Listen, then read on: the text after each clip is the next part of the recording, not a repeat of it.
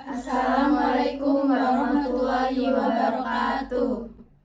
Kami dari kelompok 3 akan mempresentasikan sistem kelembagaan yudikatif. Sebelum itu, izinkan kami perkenalan terlebih dahulu, mulai dari saya, Talita Apsari Indriati dengan NPM akhir 237, dan rekan saya. Nama saya Nasiti Hayuning Suasono dengan NPM akhir 256. Nama saya Sofia Artanti dengan NPM terakhir 249. Nama saya Evana Rizkia dengan NPM akhir 243. Nama saya Devina Afriani Putri dengan NPM akhir 265.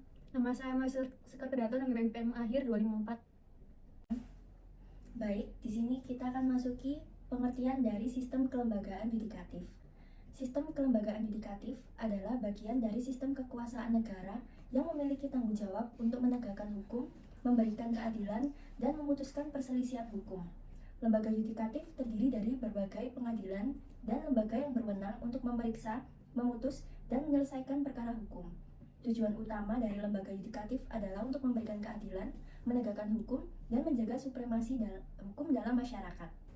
Apa itu sistem kelembagaan yudikatif? Di Indonesia, sistem kelembagaan yudikatif terdiri dari Mahkamah Agung, Mahkamah Konstitusi, dan Komisi Yudisial. MA adalah mahkamah tertinggi dari sistem peradilan Indonesia dan memiliki yurisdiksi khusus sesuai dengan bidang hukum yang mereka tangani. MK memonitor keputusan-keputusan yang dibuat oleh kabinet dan parlemen atau bisa disebut dengan MPR dan posisinya sejajar dengan konstitusi. KY mengawasi pemeliharaan jabatan, martabat, dan perilaku hakim-hakim Indonesia.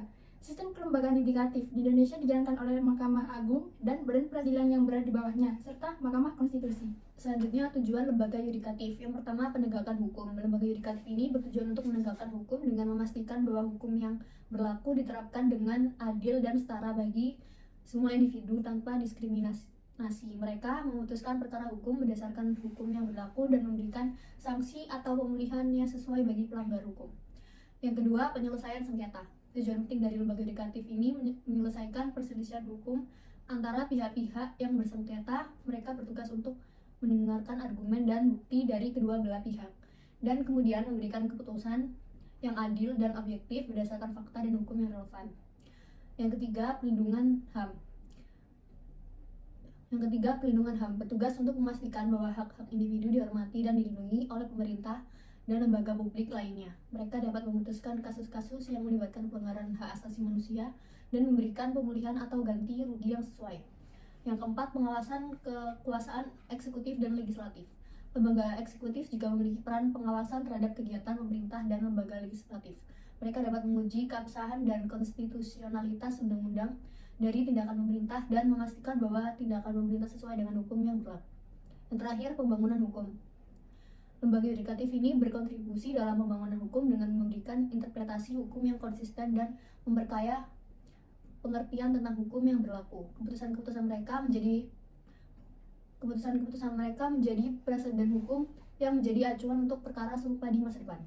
Berikut adalah daftar lembaga yudikatif di Indonesia. Lembaga yudikatif di Indonesia dibagi menjadi 3. Yang pertama, Mahkamah Agung. Yang kedua, Mahkamah Konstitusi. Yang ketiga, Komisi Yudisial. Yang pertama, Mahkamah Agung.